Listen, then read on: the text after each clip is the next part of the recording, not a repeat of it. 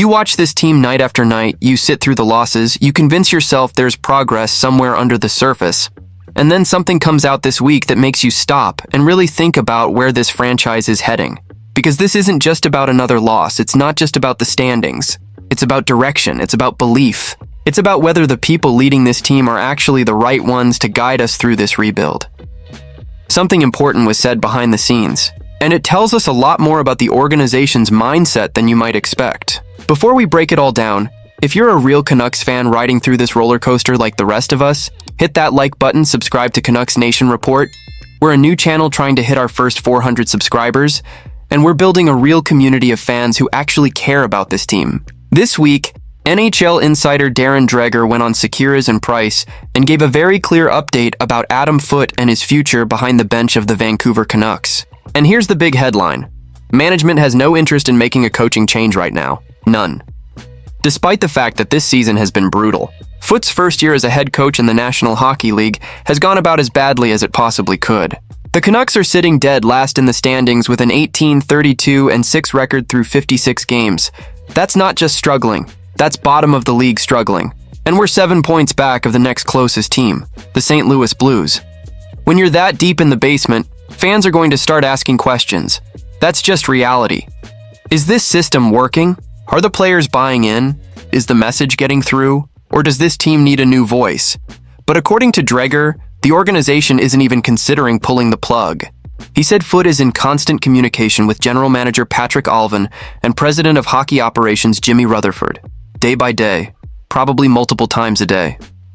And if there are concerns about how Foote is handling one player versus another, those conversations are happening internally, behind closed doors, not through the media.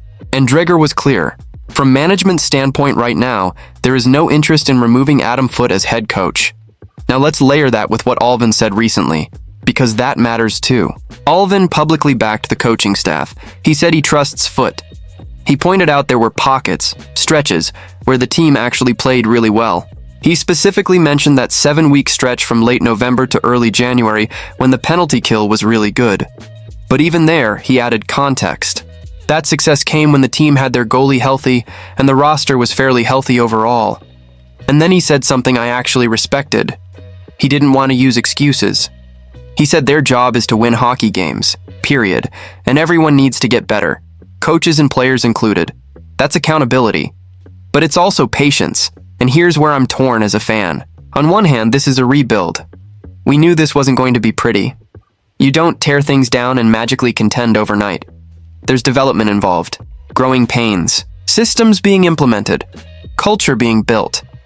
If you keep changing coaches every year, you never build anything stable. On the other hand, 18 wins in 56 games is hard to stomach. You can talk about structure, you can talk about improvement in certain areas like the penalty kill, but when you're sitting at the bottom of the league, results matter. Fans want to see progress in the standings, not just pockets of good hockey. The real takeaway here is timing. There won't be a change during the season. That door is basically shut. Foote is expected to remain behind the bench for the remainder of the 2025 to 2026 season. But summer? That's where the real evaluation happens. That's when management has to sit down and ask, is Adam Foote the right head coach to lead this team through a rebuild? Is he the guy who can develop young talent, establish identity, and eventually transition this team from rebuilding to competing? Because rebuilds are fragile. If you pick the wrong voice to lead it, you can lose years. And that's what makes this moment feel heavy. This isn't just about one bad season. It's about the direction of the franchise. It's about whether Alvin and Rutherford truly believe Foote is their long-term solution, or if this is simply about stability for now while the roster continues to evolve. As a fan, I actually appreciate that management isn't panicking. Constant chaos doesn't build winners.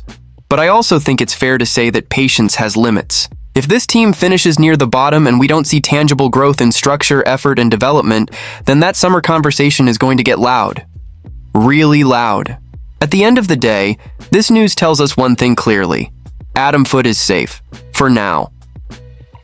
But the clock is ticking. This rebuild isn't just about drafting and cap space. It's about leadership.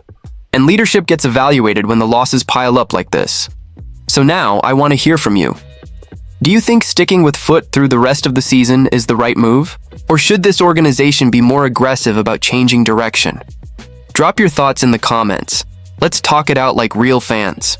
And if you're riding through this rebuild with me, make sure you like the video and subscribe to Canucks Nation Report. We're a new channel pushing toward our first 400, and we're building this community the right way. Honest takes, real emotion, no sugarcoating.